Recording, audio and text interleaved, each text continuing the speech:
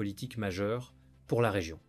Lors de leur audience avec le roi, ils ont réaffirmé leur engagement total à collaborer avec le Maroc pour accélérer la mise en œuvre de cette initiative, avec pour ambition de construire un partenariat stratégique fondé sur des bases solides. Les grands axes de coopération convenus, la rencontre de Rabat a permis de tracer les grandes lignes de l'accord de coopération, construction de corridors logistiques modernes reliant les capitales sahéliennes aux principaux ports marocains.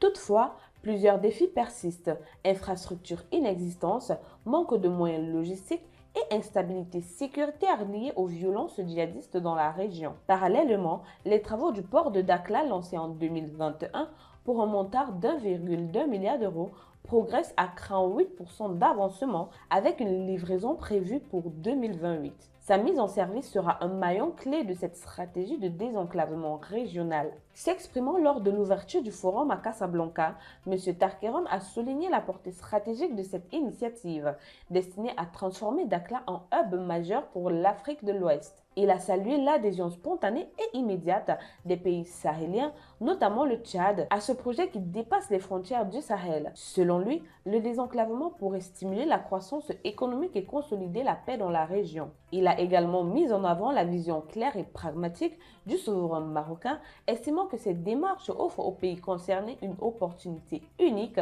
de développement et de stabilité socio-économique. Jean-Paul Carteron a par ailleurs salué la transformation de Dakhla, qualifiée de miracle et de modèle de développement potentiellement réplicable à l'échelle du continent. Placé sous le thème « Le commerce international de l'Afrique, sûreté maritime et sécurité des ports et routes navigables », l'édition 2025 du Forum Crans-Montana réunit à Casablanca de nombreux responsables et experts autour de conférences, de séances de réseautage et d'une visite du Smart Port de Casablanca. L'initiative atlantique s'inscrit dans un contexte de reconfiguration des routes commerciales africaines, avec l'entrée en vigueur de la zone de libre-échange continentale africaine, en abrégé ZLECAf. Les pays enclavés du Sahel cherchent à diversifier leurs débouchés et à réduire leur dépendance vis-à-vis des anciennes puissances coloniales.